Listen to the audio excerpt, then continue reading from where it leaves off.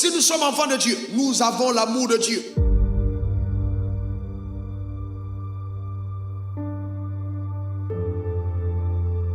Et nous devons exprimer cet amour en pardonnant. Oui, en pardonnant.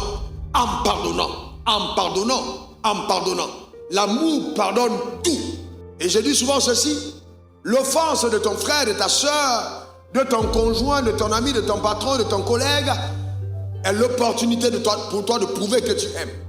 Donc si tu ne marches qu'avec des gens qui ne t'ont fait que du bien et tu n'arrives jamais à pardonner, eh bien non, tu n'as pas l'amour de Dieu dans ton cœur. Et le seul bouclier véritable contre l'offense, voyez, s'appelle le pardon. Donc la seule manière de te protéger contre l'offense, c'est de pardonner. Il n'y a pas une autre manière. Tu ne peux pas parler en langue et puis prendre autorité contre l'esprit d'offense. Non. La seule manière de te protéger contre l'offense, c'est de pardonner. Donc la seule arme qui te donne de ne pas être offensé, c'est de pardonner.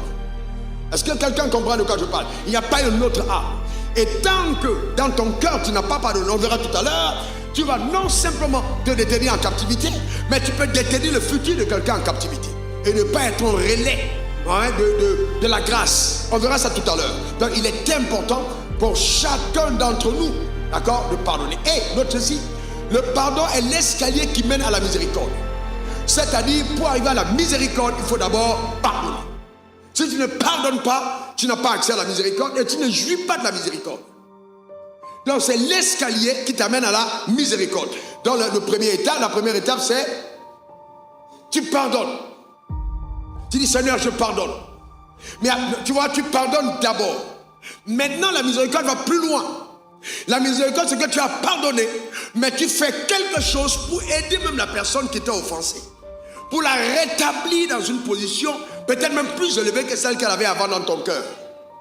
Donc tu ne t'arrêtes pas simplement à dire j'ai pardonné, mais tu fais quelque chose pour aider même la personne qui t'a offensé. C'est-à-dire la condition de la personne vis-à-vis de toi pour même devenir meilleure. Et les gens se demandent, mais comment? C'est pas la personne qui lui a fait quelque chose. Non, c'est qu'en fait tu as pardonné et tu as tendu les bras de miséricorde pour aider la personne à monter. Parce que tu as compris en fait que ce n'était pas la personne, mais que la personne était manipulée par des puissances occultes. Et tu aides la personne à s'en sortir. Voyez-vous? Et donc c'est ça. Dans le premier palier, c'est que je pardonne et ensuite miséricorde. Comme tendre une corde pour que la personne sorte de sa misère. Et vous allez vous rendre compte que généralement, les gens qui s'offensent contre vous, qui vous en veulent le plus, qui se mettent en colère, sont ceux qui vous poursuivent pour leurs propres intérêts.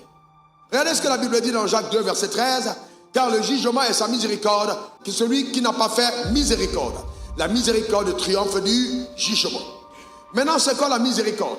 La miséricorde est la main tendue que Dieu donne à quelqu'un qui a fauté par faiblesse, ou même intentionnellement, afin d'échapper au gouffre de sa propre destruction.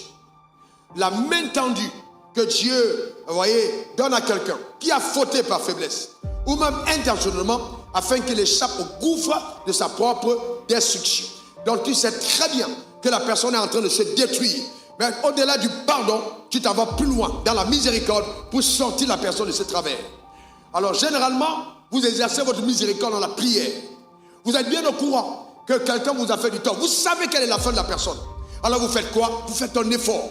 Vous priez pour la personne. Vous vous tenez à la brèche afin que la personne ne sombre pas. Il peut même vous arriver de faire même des cadeaux à la personne. Mais vous savez que la personne a un cœur déjà corrompu. Vous faites tout ce qu'il y a pour racheter le cœur de la personne, afin de la sauver de la destruction, parce que votre cœur est rempli de miséricorde. Et les gens se disent, mais comment il peut faire ça? Est-ce qu'il ne sait pas ce que la personne pense d'elle? Oui, tu sais ce que la personne pense de toi, mais ta miséricorde fait un effort de racheter la personne pour dire, sors de là, ce que tu penses n'est pas bien, Satan est en train de t'aveugler. Donc tu fais tout ce qui est à ton pouvoir pour que la personne ne sombre pas. D'accord? C'est ton rôle. Et bien si tu ne fais pas miséricorde, je ne te ferai pas miséricorde. Et les gens qui ont la miséricorde dans l'âme sont toujours protégés par Dieu et gardés par Dieu. Parce que ce que tu sèmes, c'est ce que tu moissonnes. Donne-moi ton meilleur amen. Dis encore amen. Il faut s'engager à faire miséricorde. Les gens me demandent souvent, mais comment tu fais avec tant de fait? Je dis, hé les gars, laissez tomber. Je n'en tiens même pas compte. Parce que j'ai appris une chose. Si je n'ai pas fait miséricorde, je n'aurai pas la miséricorde de Dieu. Et je ne veux pas m'en priver. Je sais où Dieu m'a ramassé. Je sais quelles étaient mes fautes. Je sais quels étaient mes péchés.